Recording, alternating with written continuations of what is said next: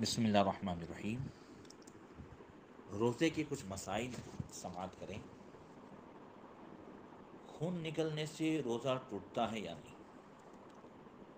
بہت سارے لوگ سمجھتے ہیں کہ خون نکلا یا خون حالت روزہ میں کسی کو دیا ضرورتاً تو روزہ کسی چیز کے معدے کے راستے میں یا دماغ میں جانے سے ٹوٹتا ہے، جسم سے کوئی چیز باہر آنے پر نہیں ٹوٹتا۔ لہذا زخمی ہونے پر خون نکلے یا ٹیسٹ کروانے کے لیے خون نکلوایا جائے یا کسی کو ضرورتاً دینے کے لیے نکلوایا جائے، اس سے روزہ نہیں ٹوٹتا۔ اسی طرح انجیکشن اور ڈراپ لگوانے سے بھی روزہ نہیں ٹوٹتا۔ فقہاء کرام نے یہی فرمایا ہے۔ اور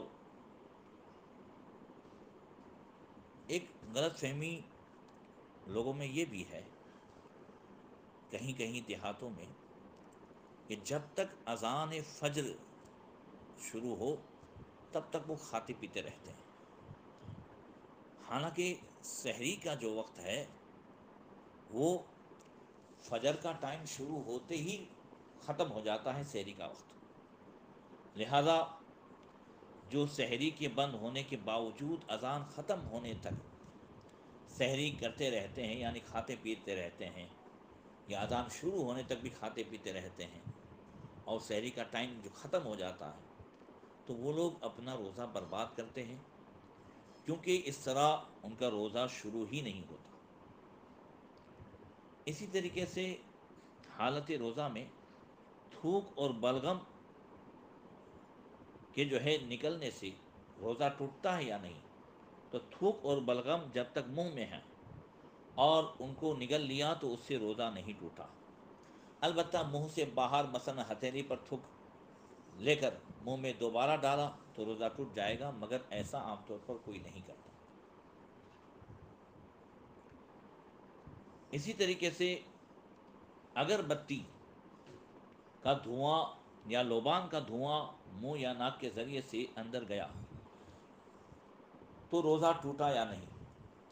اس صورت میں یہ ہے کہ کسی جگہ اگر اگربتی سلگ رہی ہے اور اس کا دھواں منہ یا ناک کے ذریعے سے اندر گیا، یا لوبان لے کے کوئی نکلا اور اس کا دھواں منہ یا ناک کے ذریعے سے اندر گیا، تو ایسی صورت میں روزہ نہیں ٹوٹے گا۔ البتہ اگر منہ یا ناک کو اگربتی کے قریب جا کر اس کے دھوئیں کو کھینچا، یا لوبان کے پاس جا کر کے اس کے دھوئیں کو کھینچا اور روزہ بھی اسے یاد تھا کہ ہاں روزے میں ہے، تو ایسی صورت میں روزہ ٹوٹ جائے گا۔